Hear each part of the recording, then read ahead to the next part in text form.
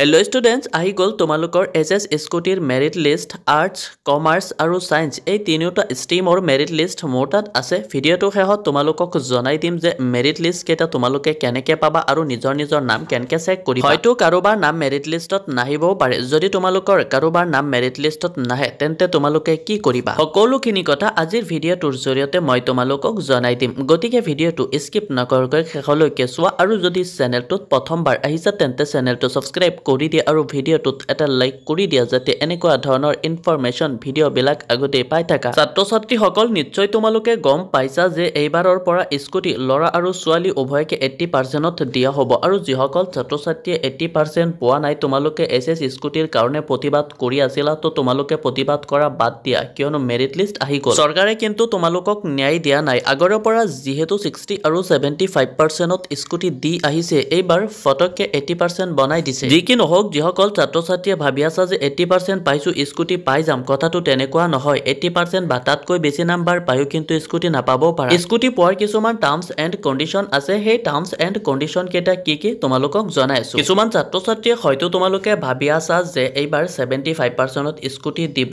ইয়াত মুখ্যমন্ত্ৰী হিমন্ত বিশ্ব শৰ্মাই বহুত কেইটামান টুইট কৰি জনাই দিছে, তোমালোকে জানি লোৱা। প্ৰথমতে চাই লোৱা, ration cards will now be accepted as income proof for free college admission. তো যিসকল ছাত্ৰ ছাত্ৰীয়ে নেকি এইবাৰ এইচএছ আৰু ডিগ্ৰীত এডমিশ্যন ল'বা, তোমালোকৰ কাৰণে ভাল খবৰ, কিয়নো কলেজত এডমিশ্যন তোমালোকে ফ্ৰী পাবা আৰু ইয়াৰ সলনি ৰেচন কাৰ্ড একচেপ্ট কৰা হ'ব। ইয়াৰ বাবে তোমালোকৰ কোনো ইনকাম প্ৰুফ নালাগে। তাৰপিছত কি দিয়া আছে, অল ষ্টুডেণ্টছ আণ্ডাৰ নিযুত মইনা নিড টু ৰি-এপ্লাই। যিসকল ছোৱালীয়ে নেকি আগৰে পৰা নিযুত মইনা আঁচনি টকা পাই আছা, তো তোমালোকক পুনৰ এপ্লাই কৰিব দিছে। আৰু এইবাৰ যিসকল ছোৱালীয়ে নেকি এছ পাছ কৰিছে সেইসকলে নতুনকৈ এপ্লাই কৰিব দিছে। কিন্তু যিসকল ছোৱালীয়ে নেকি এইবাৰ নিযুত মইনা আঁচনিত এপ্লাই কৰি দিয়ে তেন্তে তেওঁলোকে কিন্তু স্কুটি নাপাব। চ' তোমালোকে যদি স্কুটিৰ বাবে এপ্লাই কৰা তেন্তে নিযুত মইনা নাপাবা আৰু নিযুত মইনা আঁচনিত এপ্লাই কৰিলে কিন্তু স্কুটি নাপাবা। তাৰ পিছৰখিনি চাই লোৱা, those scoring 80% plus in HS can apply for scooties. ইয়াত তোমালোকে নিশ্চয় ভালকে চাব পাৰিছা যে যিসকলে নেকি এছ ত 80% বা তাতকৈ বেছি নাম্বাৰ পাইছে সেইসকলে স্কুটিৰ কাৰণে এপ্লাই কৰিব পাৰিব। ছাত্ৰ ছাত্ৰীসকল, এতিয়া বলা তোমালোকক জনাই দিওঁ যে এছ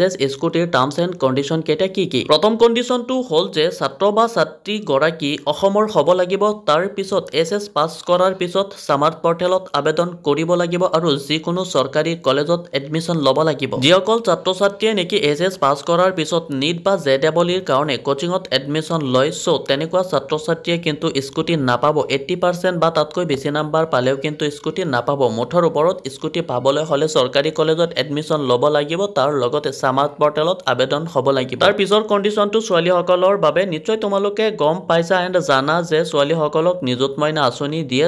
যিসকল ছোৱালীয়ে নেকি নিযুত মইনা আঁচনিত আবেদন কৰে, তো তেনেকুৱা ছোৱালীয়ে কিন্তু স্কুটি নাপাব আৰু স্কুটিত এপ্লাই কৰিলে কিন্তু নিযুত মইনা নাপাব। এইকেইটা আছিলে এছ স্কুটিৰ টাৰ্মছ এণ্ড কণ্ডিশ্যন। এতিয়া বলা তোমালোকক জনাই দিওঁ যে মেৰিট লিষ্ট কেইটা তোমালোকে ক'ত পাবা আৰু তোমালোকক জনাই আছো যে যদি কাৰোবাৰ মেৰিট লিষ্টত নাম অহা নাই তেন্তে তোমালোকে কি কৰিবা। তিনিওটা ষ্ট্ৰীমৰ মেৰিট লিষ্ট তোমালোকে কেনেকৈ পাবা, ক'ত পাবা অলপ পিছত জনাই আছো। কিন্তু ইয়াৰ আগতে জানি লোৱা যে যদি তোমালোকৰ নাম মেৰিট লিষ্টত নাহে তেন্তে কি কৰিবা। সকলো ছাত্ৰ ছাত্ৰীৰে মেৰিট লিষ্টত নাম আহে, কিন্তু যদি কাৰোবাৰ নাম মিষ্টেকলি থাকি যায়, মেৰিট লিষ্টত নাহে, তেন্তে তোমালোকে নিজৰ কলেজত ইনফৰ্ম কৰিব লাগিব। তো ছাত্ৰ ছাত্ৰীসকল, ছায়েন্স, আৰ্টছ আৰু কমাৰ্চ এই তিনিওটা ষ্ট্ৰীমৰ মেৰিট লিষ্টৰ লিংক মোৰ ডিছক্ৰিপশ্যনত দিয়া আছে, তোমালোকে গৈ পেলাই ডাউনলোড কৰি চেক কৰিব পাৰা। তো ছাত্ৰ ছাত্ৰীসকল, তোমালোকে কিন্তু এছ স্কুটিৰ কাৰণে আবেদন কৰিব নালাগে। তোমালোকৰ যোনটো মেৰিট লিষ্ট আহিছে আৰু সেই মেৰিট লিষ্ট চাই পেলাই তোমালোকক স্কুটি বিতৰণ কৰা হ'ব।